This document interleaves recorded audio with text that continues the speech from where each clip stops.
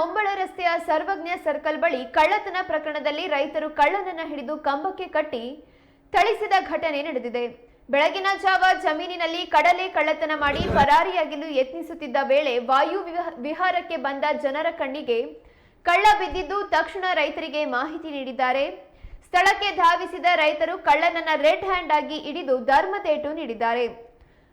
ಕಳೆದ ಹಲವು ದಿನಗಳಿಂದ ರೈತರ ಜಮೀನುಗಳಲ್ಲಿ ಕಡಲೆ ಕಳ್ಳತನ ನಡೆಯುತ್ತಿದ್ದು ಇದರಿಂದ ರೈತರು ಕಂಗಾಲಾಗಿದ್ರು ಎನ್ನಲಾಗಿದೆ. ಆಕ್ರೋಶಗೊಂಡ ರೈತರು ಕಳ್ಳನ ತಲೆ ಹಾಗೂ ಕೊರಳಿಗೆ ಕಡಲೆ ಗಿಡಗಳ ಮಾಲೆ ಹಾಕಿ ಪಾಠ ಕಲಿಸಿದ್ದಾರೆ. ಮಾಹಿತಿ ಪಡೆದ ಗದಗ ಗ್ರಾಮೀಣ ಪೊಲೀಸರು ಸ್ಥಳಕ್ಕೆ ದೌಡಾಯಿಸಿ ಪರಿಸ್ಥಿತಿಯನ್ನ ನಿಯಂತ್ರಿಸಿ ಮುಂದಿನ ಕ್ರಮ ಕೈಗೊಂಡಿದ್ದಾರೆ.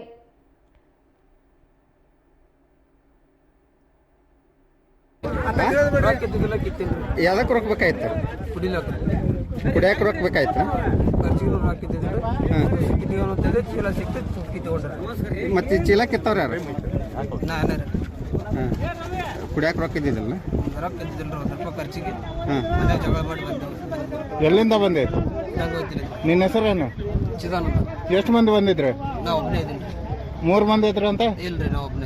ಆಟೋ ತಗೊಂಬಂದಿದ್ದೆ? ಏನು ಇಲ್ರಿ. ಈಗ ಇವನು ಎಲ್ಲಿ ಮರ ಕೊಡ್ತಿದ್ದಿ? ಇವನು ಹೋಗಿ ಮಾರ್ತಾನೋ ಬಿಡ್ತಾನೋ ಗೊತ್ತಿಲ್ಲ, ದಿನ ಸುತ್ತಿ ಇಟ್ಬಿಟ್ಟಾನ. ಸರಿ ಅಣ್ಣಾರ, ಸರಿ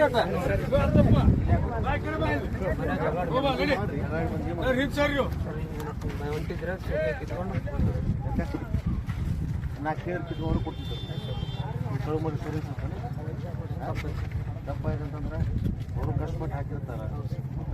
ಯಾರು ಕೇರ್ ಕೊಡ್ತಾರೆ, ತಿಂತಾರೆ, ಇದು ಮಾಡ್ತಾರೆ, ಇನ್ನೂ ವಸ್ತು ಕೇಳ್ತಾರೆ. ನೀವು ದಿವಸ ತೊಗೊಂಡು ಹೋದ್ರೆ ಅವ್ರು ರುಕ್ಷಣ ಆಗೋದ